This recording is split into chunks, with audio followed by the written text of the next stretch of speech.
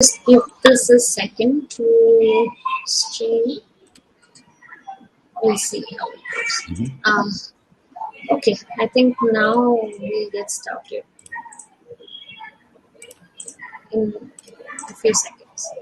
Yes. Yeah, I see it too. Cool. Okay. Awesome. Okay. Thank you everyone for waiting, and sorry about the delay. There's a little bit of a technical issue which delayed the live stream, but I guess we're good to go. Good evening everyone, and thank you for joining us on a Saturday evening for this fun live chat show, SciComm Souls, that showcases the unique journeys of science communicators. I'm Suchita Champak, the founder of SciRio, and with me is Shweta Hegde, a student at the Regional Institute of Education, Mysore, who is co-hosting the show.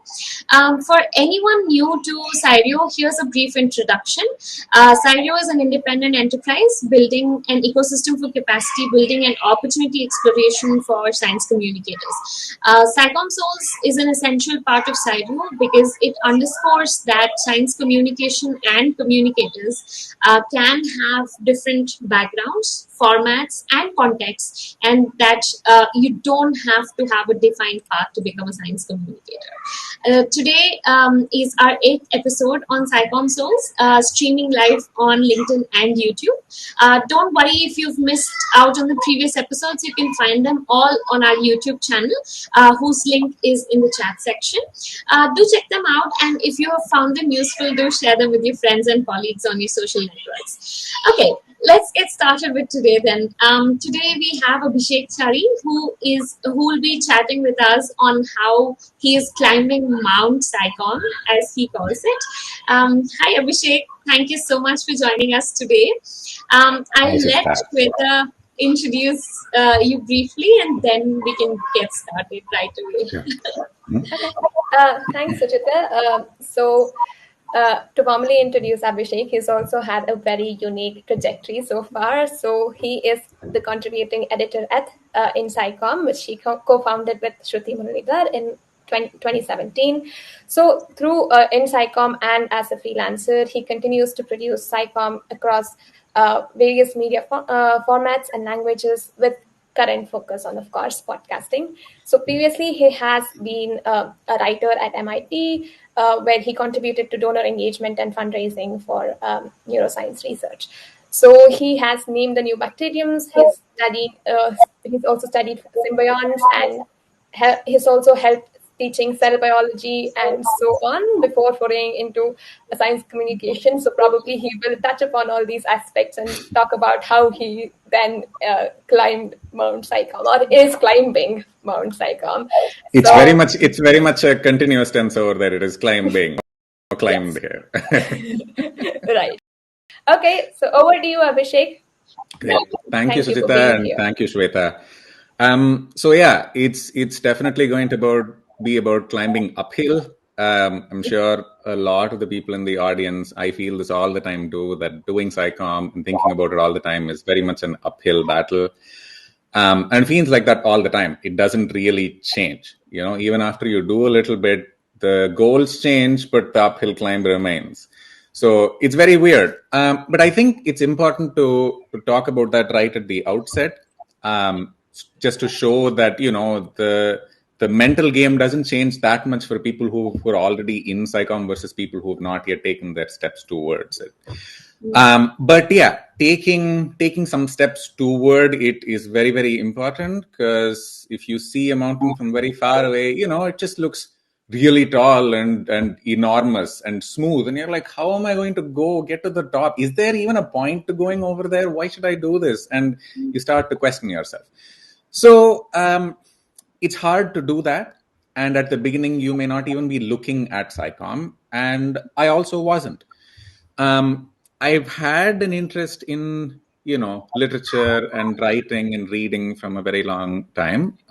Back when I was young, I used to read, and I still continue reading voraciously, and it's helped me a lot. I try not to a particular subject, just read whatever I can lay my hands on. And inevitably it comes in handy somewhere or the other. So My journey basically has been along science first and then along science communication. So I did my bachelor's in biomedical sciences at the University of Delhi.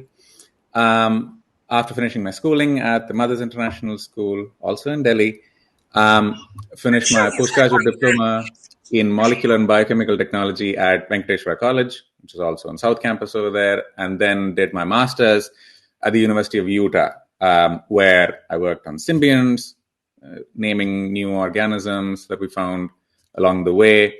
And the most, I think for today's conversation, the part that was really important from my educational journey is the teaching that I helped to do at the University of Utah. So I was helping to teach a cell biology course. I was the senior TA after a while, who was like handling a lot of the other teaching assistants. And I also got a grant to sort of think about how to reshape the course in the future. This is what really got me thinking, because, you hear from students when you're talking to them about the subject, and then you try to teach new topics to them. There's always some little bit of disconnect, because, you're always thinking from the perspective of, a lot of stuff and you have to get it across as quickly as possible. And the other person's like, I don't know anything. Can I get anything at all from this conversation? So there's a huge disconnect over that all the time. And it's very hard to bridge this thing. And I think trying to change the course and thinking about it from the perspective of, what we're doing, trying to get a piece of information across to somebody else, it may not be the best thing at all. And we have to try and look at this differently. That's what really got me thinking about communication from the audience's perspective. And after I finished my master's, it was a nice synchrony of events and people. I'm very fortunate in that my life partner is also my partner in science communication. And so Shruti Muralidhar, who is the other half of IndSciComm, we started IndSciComm together with another friend of ours, Navneet Vasishta, who's since moved on to focus more on academia. So it's only me and Shruti who are running things now. But we focused a lot right from the beginning on trying to look at things from the audience's perspective. We were both from different disciplines in terms of specialty. Shruti is a neuroscientist. I was a microbiologist, evolutionary biologist. And so even when talking between us at home, things would get difficult. You'd throw a few terms and she'd throw a few terms and you're like, am I talking about the same thing here? Does anybody understand what's going on? So it was very hard. So I think that was the first takeaway point from starting IndSciComm. When we had our internal discussions, we were like, we are not making sense to each other. We have to try to find a better way of doing things and respect the other person more than you're respecting yourself. Because that self-respect, if that meter is really high, you don't really get anything across. So that's where we began. And we've been doing a lot of different things. Like Shweta mentioned, we've tried to focus on multiple formats. Most of my background and the place I feel very comfortable with, or I felt very comfortable with in the beginning, is writing. And so even for podcasts, for example, a lot of the things we do in podcasts are more scripted rather than, this the chat sort of thing. And we found that really helps, especially in science communication, because it's very different from all kinds of podcasting. You have to try and you have important pieces of information to give and a perspective that you hope will help the audience fit that into their worldview and understand that very easily. So that's what we've been trying to do all the time. So we did writing, we continue doing writing, and we support a lot of other science communicators to improve their skills while they're doing that. As a science communication collective, it's right there in the name. Most of our efforts are helped along purely because there are other people who are interested in doing science communication. We just had a little bit of a time and an effort leg up. We put in some of the legwork before, and then that's helped. So all of this is basically to say that when you're climbing up that mountain, it's hard, but there are other people doing it with you, and you have to learn to look out for them while you're on that rock face scaling up, because, sometimes you find easy handholds and sometimes you don't. So got to look out for the other people there. This is not something you're doing alone. Absolutely. It couldn't it couldn't have been any truer that science communication is always a collective effort, and it's always teamwork and skills complementing each other to make the communication more effective. Right. So, do you want to elaborate a little bit on how anyone can reflect upon their career trajectory so far and like find inspiration to do SciComm and or even like get started, right? Because so far most of the audience that we have here are aspiring science communicators, and that is something that everyone's looking for. How or even why should they get started with SciComm? Yeah, of course. I'm glad you brought that up. I don't think it's ever been a hard sell to tell people why they should do SciComm. It gets every day it gets more and more important to talk about the process of science and what's being done and what's being found out every day, because our world is changing at a faster and faster pace as humanity sort of draws together in various ways. You can call it the internet, the way in which people have, crossed boundaries and started understanding each other more and more. It's also gotten tougher and tougher to keep your fingers in all the information that's important for your life. How do you make every decision in your life? It's gotten harder and harder. And so I think talking to people about science is really important from that perspective. You can say and point to any one event that happened in the recent past and be like, that's why maybe you should do it. Remember the pandemic we're all passing through. We're not going to talk about it. But, there are lots of things. And a pandemic isn't the only thing that should be stimulating you to talk about science communication. There are basic problems with how much science is accepted and understood by society. And if we don't solve those problems, it's not suddenly going to be solved by you because somebody decided somebody should know what a vaccine is because of a pandemic. It's deeper than that. It's much, much deeper than that. So the first thing to do, if you're climbing other mountains and you're looking from far away and being like, oh, there's another huge mountain, it's very far away and I don't want to climb that right now. Remember, climbing other mountains gives you some sort of experience with climbing mountains in general. If you're a scientist, for example, you understand what it is to logically think through a set of experiments. You have to have a control group and be like, oh, if I did this change, what happens if I don't do this change? And do I then see this, whatever it is I'm looking for, the result? Maybe, so there are a core set of good practices that every profession carries, not just as a scientist. Say you're a podcaster and you're starting out, or you're a creative writer and you're starting out, or you're a journalist and you want to do focus on science, like a lot of people pivoted during the pandemic. You take whatever good you can from your profession and try to find cognate points in science communication. So that's the first thing to do. Realize that climbing up a mountain requires handholds and getting close to the surface and seeing the trees and not the forest all the time. Don't think about it as science communication. That's a huge word. These days, that word has grown more and more. Now there's journalism that's also connected to communication. So you're not just talking about, look at this cool piece of science that's happened. It's like, look at the scientists who are doing it. Look at the process that's doing it. Who's funding this research? Is it trustworthy? There are too many things that word encompasses now. So let's try to get close to that mountain from one face. There are many rock faces to climb that mountain from. Go at it from one face. To find the face that looks the most familiar to you when you're staring out from your other mountain, right? Let's take media formats. Media formats are an easy way to understand faces. You have writing, you have art, you have audio, you have video. Climb up the one that's most familiar to you, because that's the one where you will have the most confidence in yourself. Yeah, start with that. But IndSciComm's journey has been a little weird, and so has mine, because you're not climbing single mountains in life. You're usually climbing many. Whatever interests you have in life, try and funnel them into science communication, because you have to keep yourself going every day. And that's the hardest part. Giving yourself the motivation to go on every day means that you have to take whatever you're passionate about in life and try and use those already existing passions to make sure that you keep doing science communication every day. I got trained in classical music, and so already had a little bit of confidence in my voice, which is how podcasting seemed like an easy thing to reach for. And I already knew how music could affect people. it affected me when I was singing. So that was my first instance of, oh, if it does it to me, maybe it does it to somebody else.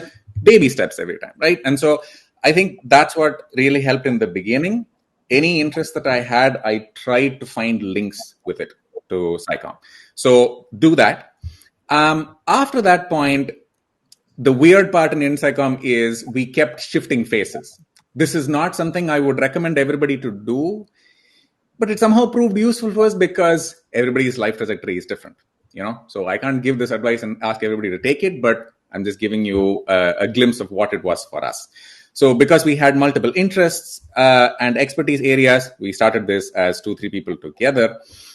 We did, a little focus on neuroscience, a little focus on evolution in terms of topics, and even in terms of media formats and rock faces. We were like, oh, let's do a little bit of writing, let's do a little bit of podcasting and audio and see how that works. It helped us in the beginning because it was not so much about climbing up as it is about staying on the rock face and just being at that level and being, you're not going to fall off. It's okay. Just try and realize that you can find a handhold and stick here for a while. Just go crabwise along the side. And that helped us meet a lot more people. We weren't constantly trying to get to the top of our game. We were just trying to find out what the game was. And that itself is hard enough to do, right? And the game is so huge that letting yourself go and just thinking about what the game is, you met a lot more people. So yes, we were like, okay, let's talk to a lot more scientists who are trying to talk to the public, other science communicators who are also doing the same thing. And all these things have really helped. So that's why I keep saying, don't think about it as being just yourself alone on that rock face. Because if it's just you alone, you'll be looking up and you'll be looking down. And neither of those views is, really encouraging. Look at the side, see the other people. That's the most important thing. Awesome. And I don't know, when you were saying this, I resonated so much with my journey when you said this, because that was how I began as well. I just dove in and I'm like, okay, let me figure this out. And that's how it's been going, right? So yeah, I'm glad you said that out. And now that you mentioned about IndSciComm, right? So you've been working on so many levels to effectively communicate any scientific output in interesting ways that, you think that can go out as. Can you discuss what goes on at IndSciComm and how you've been able to self-discover as a science communicator through these efforts? Right. Yeah. That's a very expansive question, but I see why you're asking it, and thank you for bringing that up. Talking about the process is hard because we're still sort of stumbling towards a good process. Don't think we're there yet. I wonder if there is a good process. If you keep working for really long, you probably have to alter your process constantly to stay on top of your game. But basically what we do is, again, use pre-existing passions. That's the shortcut always. So because I'm an evolutionary biologist and I think about everything from that perspective, sort of they're paraphrasing better people than me. Nothing makes sense in biology other than if you look at it in the light of evolution, that sort of thing. And so that is how I started writing about science communication. So I think one of the first pieces I did before we started off a lot with IndSciComm, or at the same time parallelly, was I published with Massive Science, which is another collective in the US, and definitely something that I would ask other people to go and look at. They're also a growing science communication collective. They take scientists, pair them with editors, and try to meet at that intersection of good writing and good science. And hopefully the public understands something more, or scientists from other areas understand more about what people are doing in other areas. So one of the first pieces I did for them was about how cone snails use insulin as a toxin. We usually think about insulin as sort of a good thing. It's helping you control your blood sugar, and it's helping cells take glucose inside after you manage to eat a lot of food and all that. But if the insulin level shoots up very high, you end up going into a coma because there's not enough free insulin around to funnel the other functions that you're trying to do, for example, brain activity and all that. So it gets very hard. So that's exactly what the cone snail sort of uses as a weapon. The cone snails hunt other fishes, and they have this dart, and when the fish comes within range, you shoot out that dart, and the dart contains a weaponized form of insulin. It's a really tiny insulin that's changed in a few specific ways so that it acts very fast. So it's not a gradual, let's take this glucose and slowly put it in, grab all that insulin, shovel it into these cells, and the moment you lock away free insulin, there's not enough to sort of power the rest of the functions that the organism is trying to do, and it just goes into a coma, and then the cone snail drags it in and eats it up. This is all to say how evolution, can craft different paths for even the same molecule in different organisms based on what they're trying to do. So this gave me a lot of confidence. I was like, I can apply something I already know and try to communicate it to people well. So that was the beginning of our process. Shruti did the same thing. She took neuroscience concepts and talked about that because that's where she had more expertise in. From there, we started finding connections. We're like, can we take neuroscience and evolutionary bio and sort of see if those come together? And we did a piece for News Laundry, I think, on toxoplasma, which is a neural parasite. And so you have to talk about how it evolved and got into the host, and also talk about how it influences the host's brain. And so, this is how we took our first steps. Navneet also contributed some from his expertise because he was also a neuroscientist, but from a different area. So this is how we climbed. And then we realized we were all different scientists trying to talk about science. There must be other scientists out there with even cooler work than our areas, right? And so Shruti's focus on SciComm of SciComm, which is our long-running series on taking the lives and careers of other scientists and talking about them quickly in 10-15 minutes. That's where all that began. So this is how it's been. It's been about realizing that we already, as scientists, have a lot of differences within us. And if we have to talk to people, we have to credit the differences rather than try to downplay them. That was the process, actually. Awesome. Wonderful.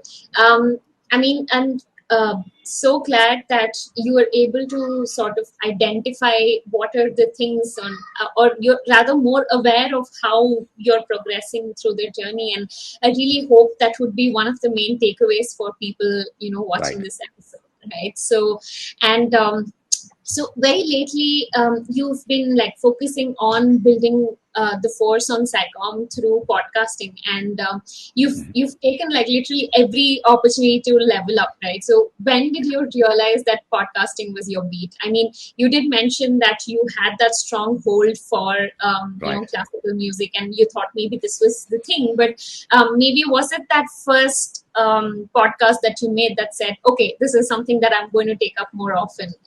Right. A little bit more on that. Yeah. It's been, we have constantly tried to innovate in the kinds of media formats and in the kinds of topics that we use to do different kinds of SciComm, and particularly in podcasting, because I know this applies in every kind of craft and every sub-facet of science communication. If you're an artist, you have to think about the topic that you're trying to depict on paper and the media you're trying to do it on. Are you using, pastel colors? Or, I'm not much of an artist, so I don't think I should talk too deeply about that. But the point is, there is something that you're trying to convey and the media through which you're trying to convey it. And trying to improve in both those areas was really important. But we took a call and said, let's not worry too much about how good the level of our audio is or how polished the podcast is right now. Let's just put something out there that's bearable for us to listen to. That's the first boundary you have to cross. You have to listen to your own voice, right?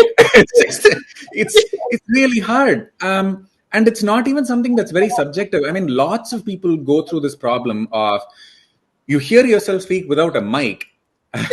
Right? I vouch for it, Abhishek. Right? And then the very first time you hear your voice through a mic, you're like, oh my God, what's that monster on the other side of the speaker?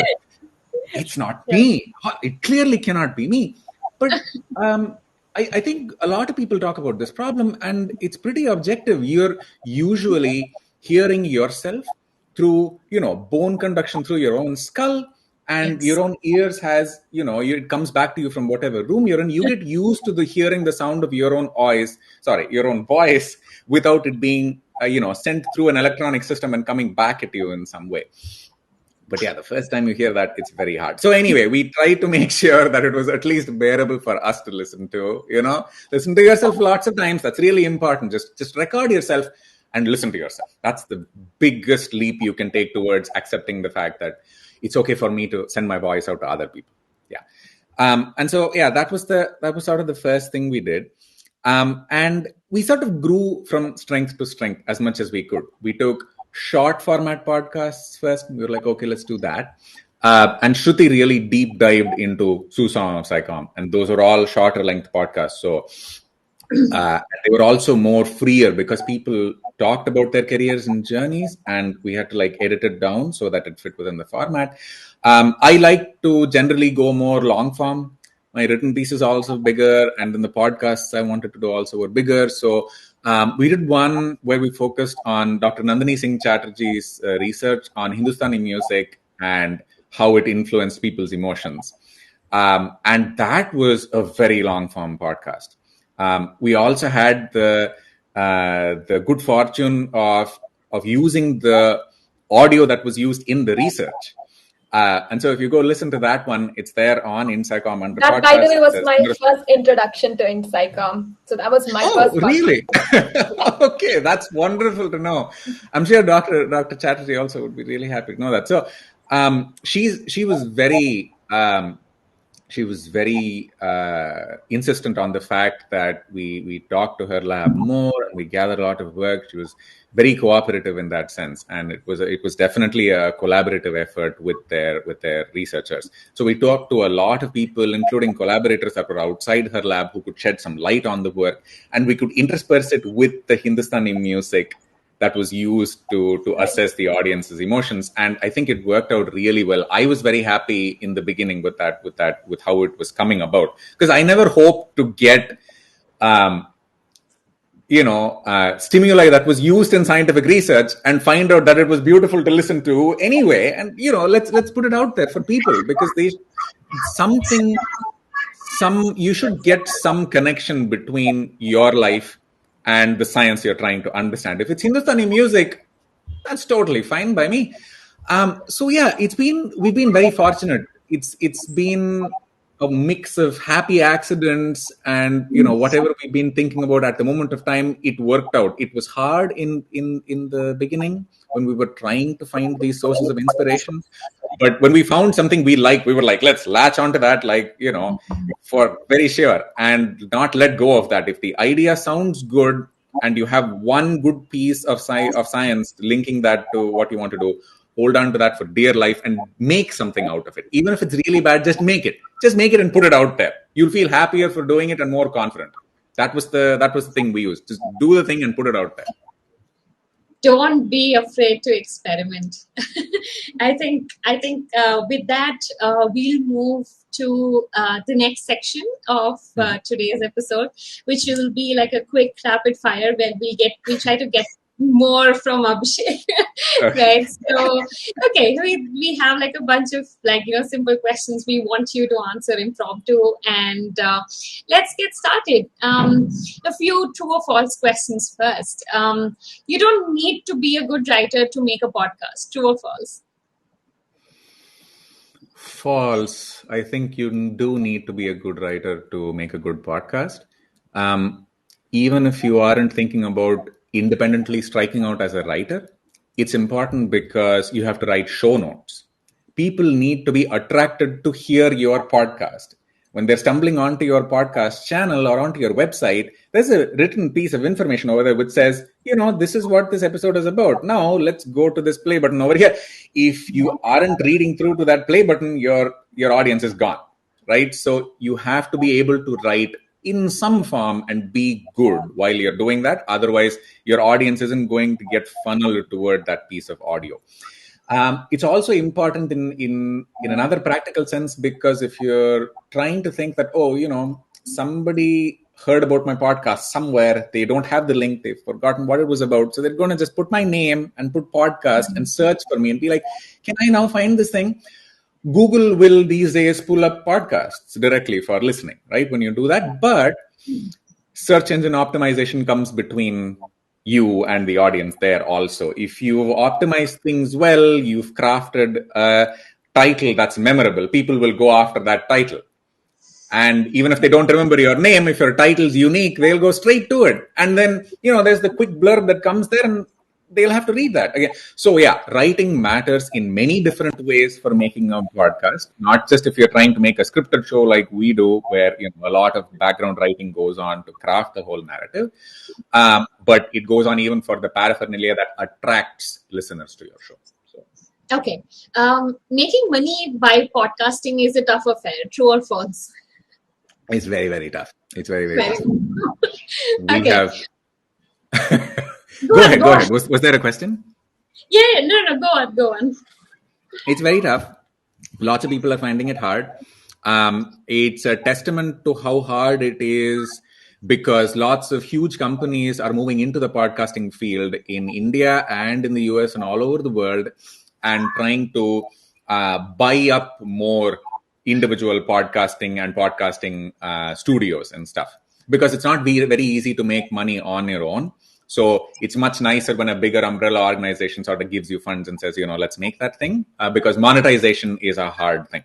And you have to do it in many different ways. You first need to put your social media spread out large enough that your normal audience keeps coming back for more episodes, and you're still attracting new audiences and you're growing your subscribership, which is, two different battles. Maintaining your audience baseline interest and trying to shoot for a higher subscriber base.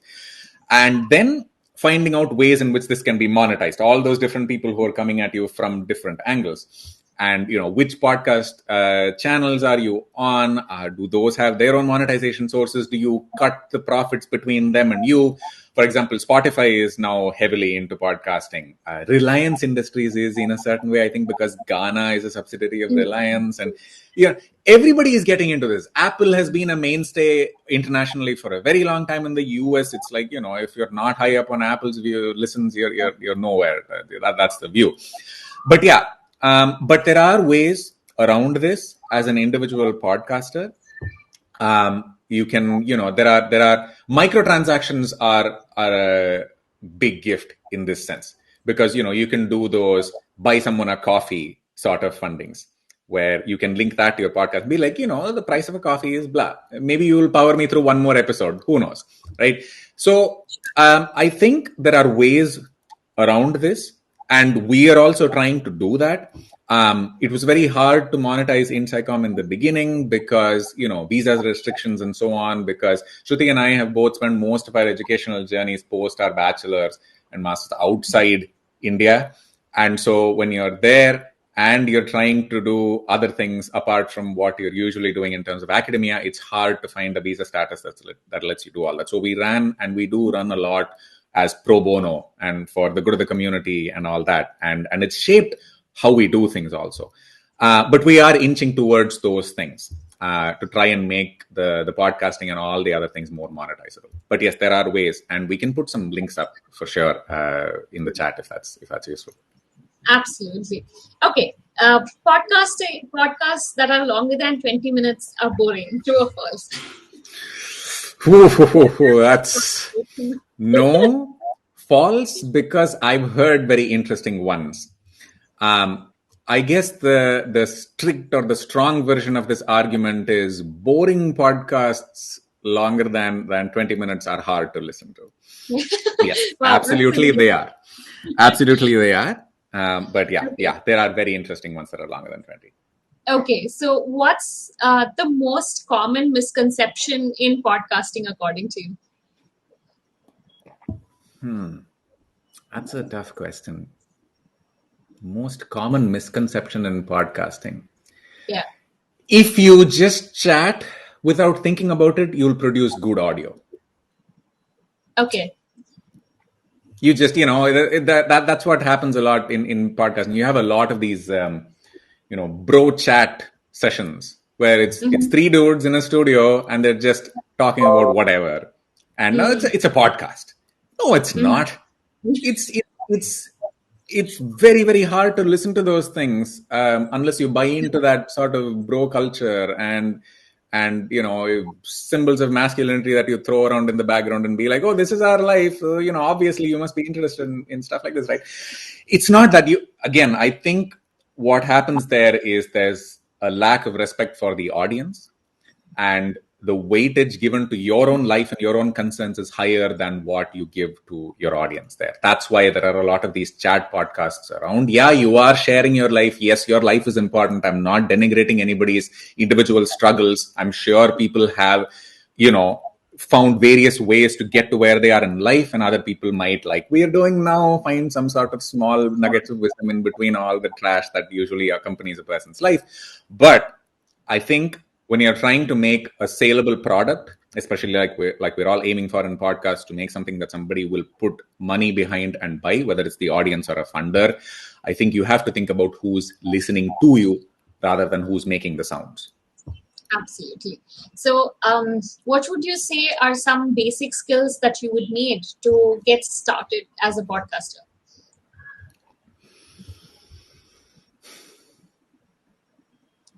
Start writing.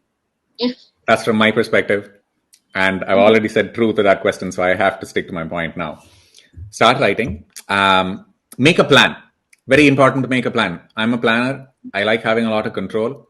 And it's important to know what you don't know.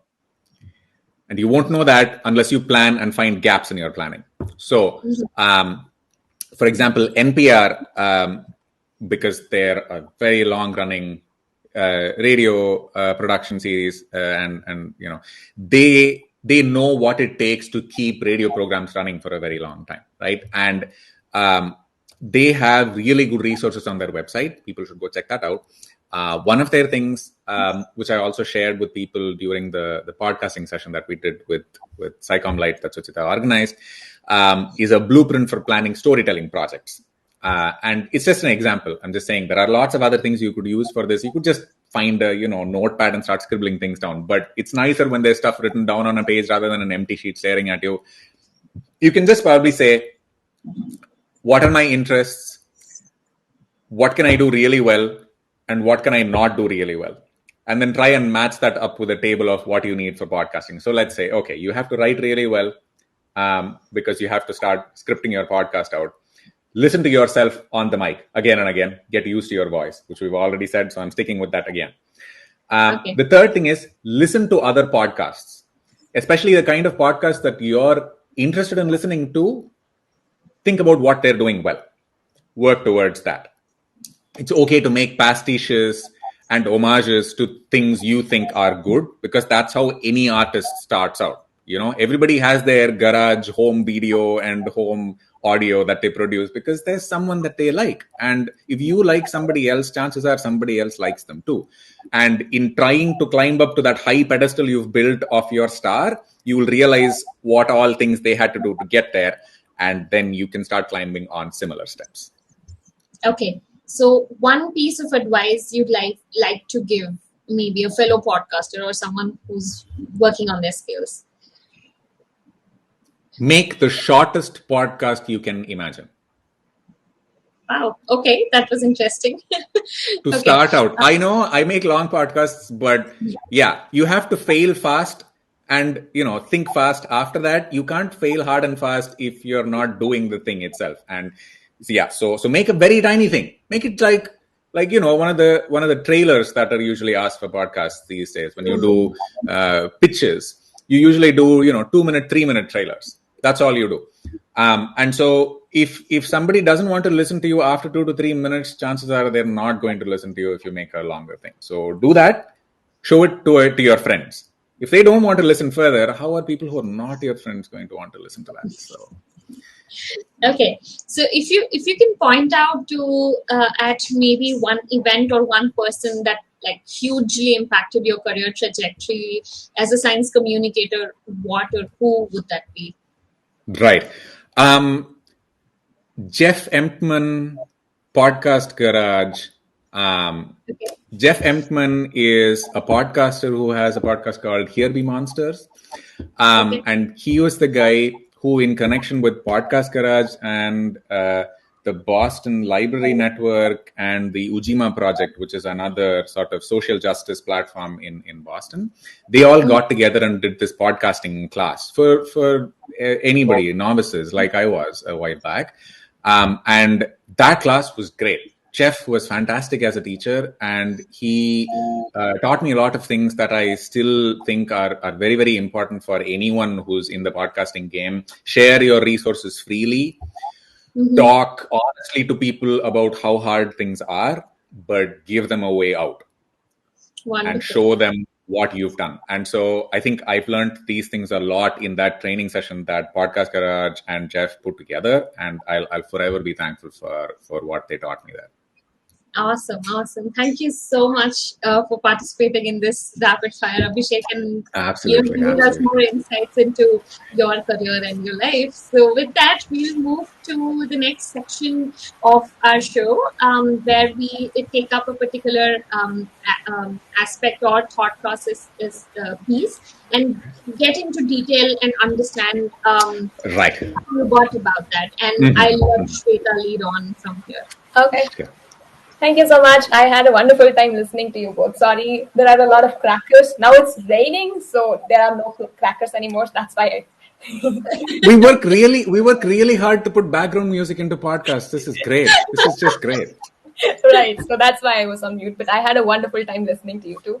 But now let's go ahead with the thought process segment. Romita, maybe you can share the links to both Sea of Science and Alba Network podcast about which we will discuss now. Okay, so let's start off with the Alba Network podcast first. So just to introduce it to people here, it sort of profiles diverse set of neuroscientists. Shruti is hosting it and Abhishek is editing the podcast. So maybe Abhishek, you might share your experience of climbing this podcast mountain rock. Right. And so, with the Alba-Diversity Podcast, let me share my screen. So it's easier for me also to remember and talk about this stuff. Let's see, the Alba-Diversity Podcast. There we go. Hopefully that should come up in a little bit. There we go. Okay. Yeah. So that's the Alba-Diversity Podcast. And so Alba is this, neuroscience organization. They're centered in Europe, but they're trying to reach out to other communities also in other countries, including the US and India and so on. They were really important as funders and supporters for the Neurofarm India conference, which Shruti organized as a part of her efforts with Bias Watch India. The videos are on YouTube. If people want to go check it out, they can. So anyway, in this podcast, I'm bringing up Bias Watch and all that because this whole podcast series was about diversity and acknowledging the fact that, even in science, just like in society, there are minority groups who have a harder time of it for various reasons. And so the point of this was to just showcase all the different walks of life and people, ethnicities and origins that come up together to form science, and what are the problems they're facing there, and how did they climb out of their individual wells and start climbing up their mountains, to push that analogy really, really far and hope it doesn't break. And so I think the thing I'd like to highlight here is, one, there are people from a lot of different nationalities here, so it's very easy to find someone with whom you share some little bit of humanity, and go and look at and hear their podcasts. Since we're, representing an Indian audience in this case, I'd also like to mention that there is an Indian over there, Dr. Suraj Honuraya. There are also other people on there who are equally interesting, but if people need an easy stepladder, go listen to that. And I definitely say listen to Merima Sabanovic. That was also very interesting for me as a content editor working in the background. Right. That's the things I can tell you. It was very interesting doing her episode. She has a wonderful life story about how she came from where she was, and then now she's in Oxford doing what she's doing. She's working on psychedelics, as far as I remember, psychedelics and neuroscience. It's already a very interesting mix. And she speaks really well. Similarly, for Nancy Padilla Coreano and Dr. Huda Zogby, who is a winner of the Brain Prize and is famous in her own right. But coming back to the generalities and not the specifics. So the thing here was when you're trying to, of course, fit to a certain format, and the timing becomes really important. So you have a really expansive interview because Shruti, of course, has to first develop a rapport with the person she is talking with. They have to feel easy talking about their personal struggles and so on, because that's what this podcast is showcasing, and that's not the easiest thing for somebody to talk about.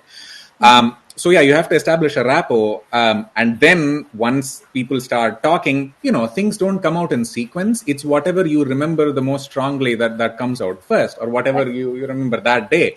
But it's hard doing these things. There's a very judicious balance you have to make between how much of their life can you showcase versus how much of their life that applies to everybody else can you showcase. It's a very hard struggle. So every episode was very hard to individually do. So I'd take a crack at editing it, and then Shruti would take a crack at editing it. And we had to find some sort of medium and balance between our viewpoints. I think that helped. It helps when you're sharing the burden with other people. Because if you're doing it all on your own, then you sort of go into this tunnel vision that's determined only by your interests and your hang-ups in life. And if you try and share the burden with one other person, it opens up your view and you're like, okay, it's okay to breathe. Also bring in a little bit of conflict? Because it will. Obviously, I did not say that this process was conflict-free. I'm only saying that you'll make a better podcast. So, you have to decide what you want. Do you want a good product or Right. Okay. So what I really love is that you're bringing stories through their own voices, one, and I also really like the way you used music. So could you also break down a little on how you tackle the editing for, let's pick a specific one if you're interested in talking about one specific story, and sort of talk us through how you built the narrative and how the music sort of added to the story. Right. I don't know if I mentioned this before. So Shruti did the music for the episodes. Oh, I did the audio content editing, right? And so that's the other thing. And it's nice you bring this up, because in podcasting, like in science communication, you have to wear a lot of hats simultaneously, and people don't realize how many different individual domains of expertise you have to straddle in order to produce a product. And I think this is really important to talk about, because all across the world, and I think particularly in India also, because SciComm is in a nascent state in India compared to other more developed countries, the importance people give and the respect they give for what work happens in the background before a piece of science communication is produced is a little bit lower than is true or real, because you don't see behind the screen, and you don't see behind the wall. Anyway, the thing to note is there are a lot of things we have to do in order to produce a podcast, and it's important that people be paid due money and funding and given the support that they need in order to do this properly. And I think Indian institutions and institutions outside need to recognize this. If they need good quality SciComm, they need to support people accordingly. That's when you do that, because, it's your life's work. Just like anybody else's life work in another discipline. This is no lesser. And the next thing is, when you're trying to talk about people's lives, naturally, there are going to be high points and there are going to be low points. There's a place where they're happy about something, or they've had a success or a victory, and it's good for them. But in a podcast like the Alba-Diversity Podcast and what we were focusing on, there were a lot of places where people are talking about hard things, hard situations in their life. The fact that they're part of a minority group means that there are more doors shut to them than are open. There's more interpersonal conflict, because people have a lot of biases, and those biases get thrown on you if you're a minority, and it's hard for you to beat other people's estimation of you, because other people decide how you get along in life, and you can't progress further if you don't have people's support. And trying to battle your own sense of self-worth and then battle other people's opinion of yourself, it changes the way you do your work. So scientists, they don't just have to do science, they have to do a lot of interpersonal relationships also, just like in any other field, and it's harder. So when we are trying to do this, it's interesting for an audience, at least, to try and alternate between high point emotions and low point emotions, because if you keep eating sweets all the time, you're going to want salty stuff. If you keep eating salty stuff all the time, you're going to want sweet. So we tried to annotate it in a way that, as contiguous as it was with their life stories and how their career was going, we could get something that was a more difficult situation and something that was a more positive thing, right?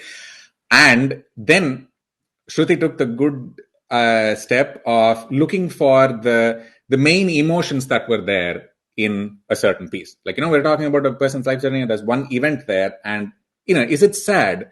Have they been curious at their point in their life, or are they very dejected with how bad the situation was?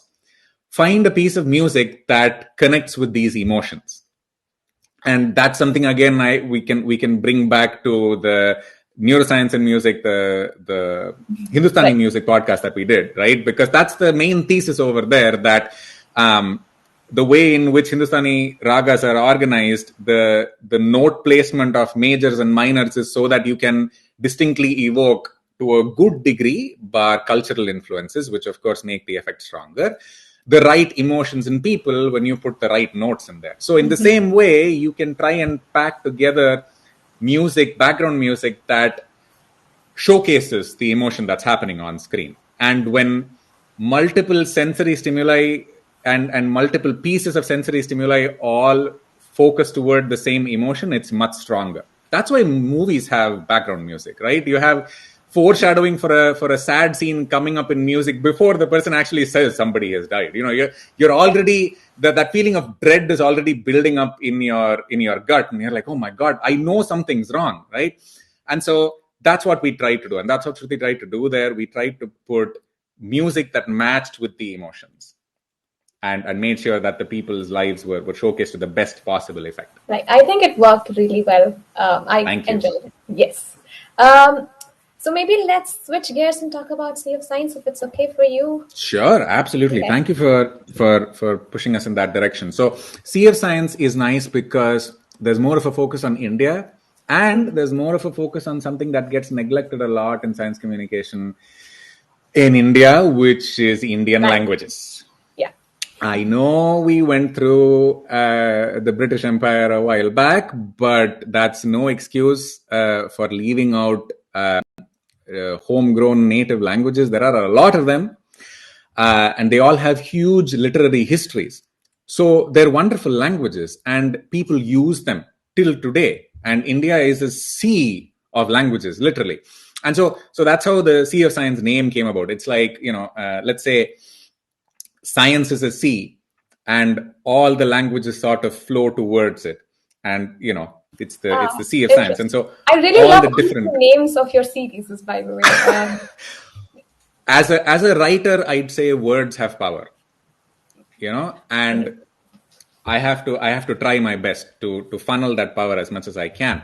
And so, the focus of all these podcasts and this whole podcast series is the fact that there are multiple languages, and each of them resonates better with a certain section of the audience. Of course it will. It's your mother tongue. It's the one you heard your lullabies sung to by your mom in, and it's the one that you said your first words out in, probably, and the one in which you formed your deepest friendships in life. It's hard not to give that language precedence in terms of emotions for you. And so this basically came about because I was trying to think about what sort of podcast would my parents want to listen to, and the thing that came up a lot when we were talking to them was we would usually give them a terminology in English, and that was already jargon, even for English, which you have to break down anyway. But they were like, what is this? And we try to break down a whole thing in English again. And they'd be like, so Tamil pesalama illa ye kya hai ye baat? And so we'd be like, okay, fine. So there is some bridge we have to walk across over here, and we have to do it. We can't expect the audience to do it because they have their lives to get on with. But our lives and careers are about SciComm. And so we have to put the effort in here again. And so let's see. In Sea of Science, if you can see over here, if you can understand the scripts, but even then, it's good enough to know there are different ones. That's in Tamil, that's in Assamese, Kannada, Marathi, Hindi, Tamil. The good thing over here is a lot of these episodes, the first ones when we were starting out, 6 of them, I think, they're all on the same topic. Right. Yeah. And this was something that was cool, and I didn't think a lot of people had done it in other places, which is why we wanted to do this. And it started out first in Tamil because that's my mother tongue, and that's what I wanted to start doing it in. And so the transcript is here, right? There's an English transcript we put in there because we knew other people would listen to it in Tamil. It's not everybody's mother tongue. So we put it here. And now that we had the English transcript, we were like, okay, now let's try and see. Because we're a collective, we reached out to other people who already had an interest and some expertise in communicating in other languages. Like, let's take this English script, like it's the same topic, try and make it into other languages, and we'll give recording support and audio production support. So how hard was the process of translation? I know it can be... I can only give you my perspective on what translating into one language was. Everybody had their individual battles. Right. Kollegala Sharma, who's already a wonderful podcaster in his own right, helped us do it in Kannada. Navneet and another one of our friends did it in Hindi. We had so many people helping. We had a professor here. Here we go. Dhanashri Paranjpe. From Pune, Maharashtra, who helped us with the Marathi one. Shruti did it along with her because Shruti has some experience of Marathi from school. So we reached for anything, anything at all, any pre-existing connection with a language that could tell us that, this was going in the right direction. And yes, because translation is hard. You don't know whether you're doing translation or transliteration or transcreation. There's so many, the rabbit hole goes really deep, right? Because it's an ongoing fight to cut across the language, cut across jargon, and cut across emotional relevance. Which words do I use? There are so many synonyms in every language for one word. Which of those do I use, right? And so it was very hard. So I can give you one example from Tamil. Let me see if I remember this right. I was trying to talk about metabolism, right? And metabolism is a hard word. What's metabolism? And if you start to think about it really, and so we said, okay, let's try and break metabolism down because we're trying to convert it into Tamil. And I said, okay, let's do metabolism. I tried to dig back into high school biology and college biology. It's build up and break down. It's the sum total of the chemical reactions that are happening in your body. And so you have to synthesize muscles and organs and nerves and bigger energy storages and whatnot. And you have to break them down when they get useless or when you need energy. So there's catabolism, breakdown, and there's anabolism, build up. And so the word we found in Tamil, which is at the tip of my tongue, but it's not coming right now, is a fusion of build up and breakdown. And so, and we found out again that it's actually a word. It's there somewhere. People have done this before. And so I think the thing we found out with the Tamil thing was, with the Tamil podcast was, and we suggested it to everybody else who came after us to do the other languages, is please go look for dictionaries and lexicons in other languages, because they are there. Lots of people have spent their life's work creating these dictionaries. And also try and collaborate with people, if you're doing in Indian languages, with those who have had their schooling in those languages. Right. Because a lot of people pass through state board schools, right? And so they've learned science concepts and all in school in those languages. People have taught it to them. They've understood it like that, and they will automatically know the easiest words or the words in most prevalence for certain concepts in science. And so we did do that fortunately, for our latest episode in Sea of Science, we worked with Kif Liakatali, who's a postdoc at Stanford. And he went through his schooling in Tamil. And so when we were working on this together, he was like, oh, no, you should probably use this word rather than this one, because the word I was suggesting, it was a very difficult synonym, and it wasn't the right one, because he said the other word is simpler and it's used in schools more often to talk about this. And if it's used in schools, it's probably talked about in radio stations in Tamil and on TV. And so people will know. And if you're shooting for the right audience, you have to get into their lives. Again, it's all about focusing on the audience. The audience gives you all the answers. You just have to respect them and go looking for it. That's how this really changed our view about how to communicate better with our audience. Right. Okay. I think that was a very insightful conversation, I'd say, because we also were looking to, okay, I will probably cut off here. We are running short of time, but we were also looking to, branch out to these languages, but it was very hard. And as you said, there are... It's important to talk about this. I'm sure we can spare 2 minutes. It's wonderful here to be talking with Shweta, because she was in the first SciComm Lite podcasting session that I had the good fortune to be invited by Suchita Champak to do. And so that was the first time I was running a do podcasting in this way sort of class. And Shweta took the best parts of that as inspiration, and she and her friend, and I'll let her talk about that, now have a podcast series, right? Yeah. No. Please mention. It's wonderful to know that I was able to help in some way towards somebody else starting their own podcast show. Please shout out.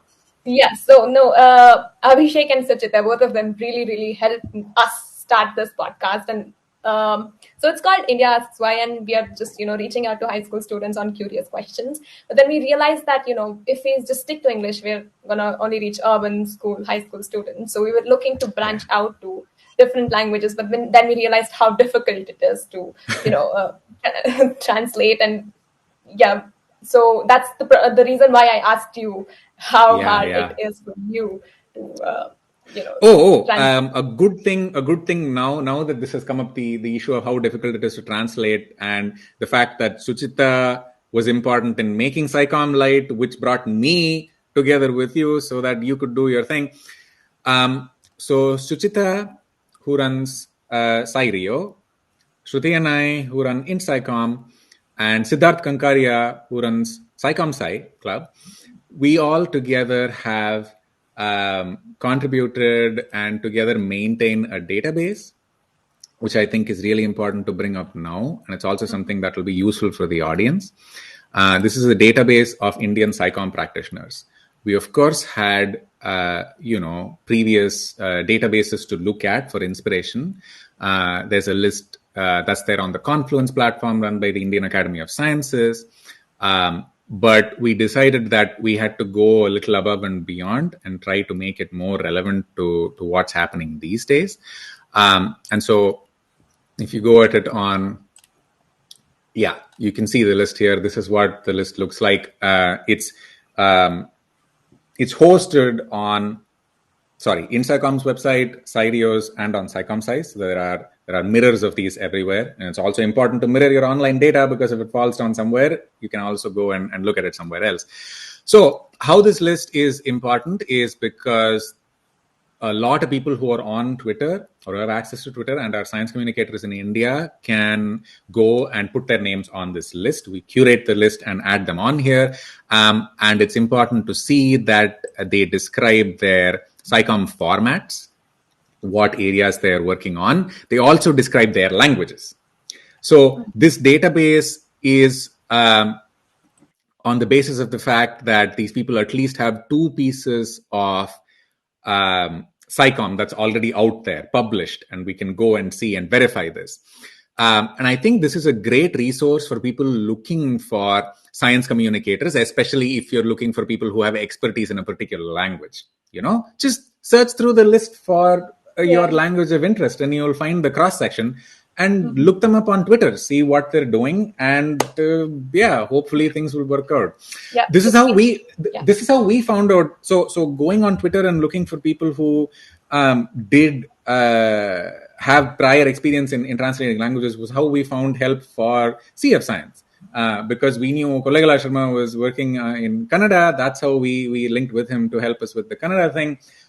Jolly Rumi Bora already has prior experience and interest in doing SciComm in Assamese, which is how she helped us with our CF Science episode in Assamese.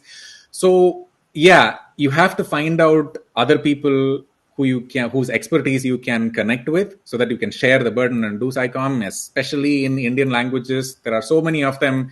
You have to go out there and look for this. Otherwise, it's very hard. But there are so many people. There's so many. Right.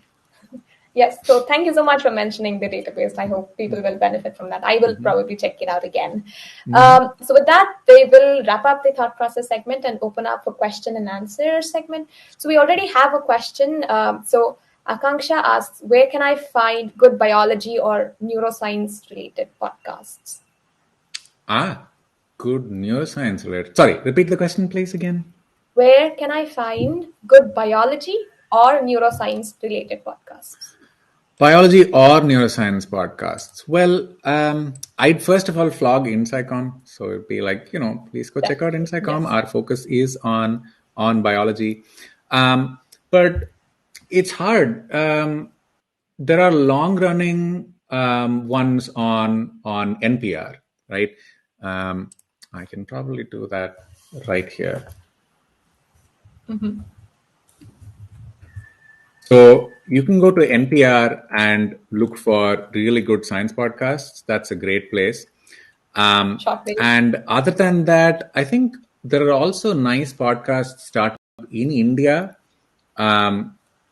Unfortunately, I can't come up with the name right now, but let me try and look that up on the side, and I'll put that in the chat channel, and people can look into that.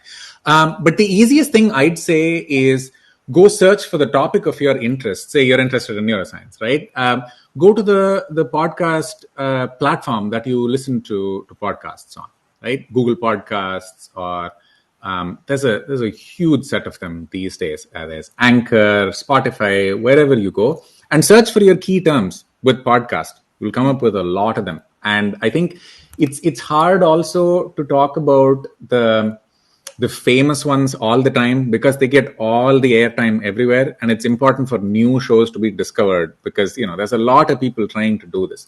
So I think it's also nice that people just go and search and then find out and listen to ones that haven't been listened to before. Maybe that'll help. I don't know.